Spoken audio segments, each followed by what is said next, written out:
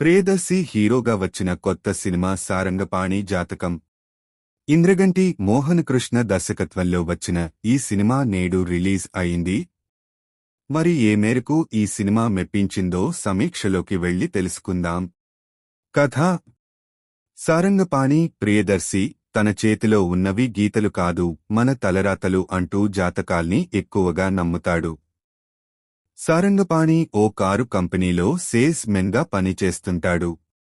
అదే కంపెనీలో మైథిలి రూపా కొడవయూర్ మేనేజర్గా పనిచేస్తుంటుంది. వీరిద్దరూ ప్రేమించుకుంటారు. పెళ్లికి సిద్ధపడటంతో ఎంగేజ్మెంట్ కూడా జరుగుతుంది. ఆ టైంలోనే సారంగపాణి జాతకం చూసిన జిగ్గేశ్వర్ శ్రీనివాస్ అవసరాల ఓ షాకింగ్ విషయం చెబుతాడు. ఇంతకీ ఏమిటి ఆ విషయం? ఈ క్రమంలో జరిగిన కొన్ని నాటకీయ పరిణామాలు ఏమిటి? అతని జాతకంలో ఒక హత్య చేస్తాడు అని ఉండటంతో సారంగపాణి ఏం చేస్తాడు? ఈ క్రమంలో సారంగకు ఎదురైన పరిస్థితులు ఏంటి? అతని జాతకంలో చెప్పినట్టుగానే అంతా జరిగిందా లేదా అనేది మిగిలిన కథ. ప్లస్ పాయింట్స్: జాతకం ఆధారంగా జరుగుతున్న సంఘటనలు ఆధారంగా రాసుకున్న సన్నివేశాలు చాలా బాగున్నాయి. దర్శకుడు ఇంద్రగంటి యూత్ఫుల్ కథలో వినోదాన్ని పండించే ప్రయత్నం చేశాడు. దాంతో సినిమాలో కామెడీ టచ్ బాగానే కుదిరింది. ఓపెనింగ్ నుంచి హీరో ప్రియదర్శి క్యారెక్టర్ను ఎస్టాబ్లిష్ చేసిన విధానం బాగుంది. ముఖ్యంగా ప్రియదర్శి పాత్రకి, హీరోయిన్ పాత్రకి మధ్య నడిచే సన్నివేశాలు మరియు కామెడీ సీన్స్ సినిమాకి ప్లస్ అయ్యాయి. ఇక నటీనటుల పర్ఫార్మెన్స్ కూడా చాలా బాగుంది. ప్రధాన పాత్రలో నటించిన ప్రియదర్శి తన పాత్రలో ఒదిగిపోయారు. సీరియస్ సిచ్యుయేషన్స్లో కూడా తన టైమింగ్తో ప్రియదర్శి తన పాత్రను చాలా బాగా పండించారు. హీరోయిన్గా రూపా కొడవయూర్ నటన ఆకట్టుకుంది. అదేవిధంగా కీలక పాత్రలో నటించిన అవసరాల శ్రీనివాస్ నటన కూడా బాగుంది.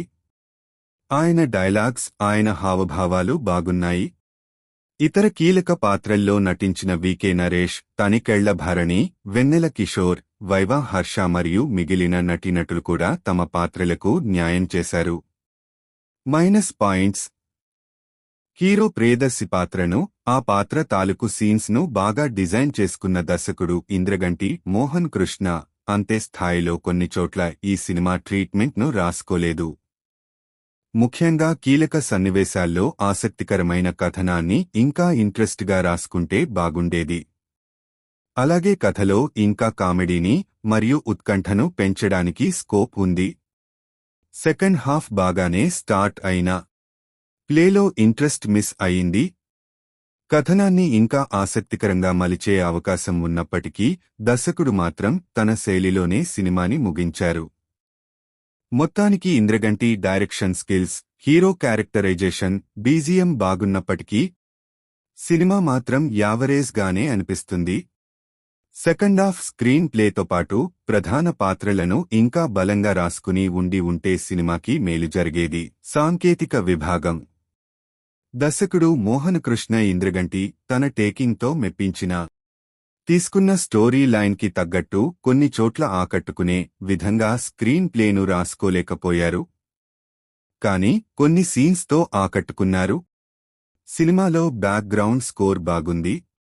సంగీత దర్శకుడు వివేక్ సాగర్ అందించిన పాటలు పర్వాలేదు. సినిమాటోగ్రఫీ కూడా బాగుంది.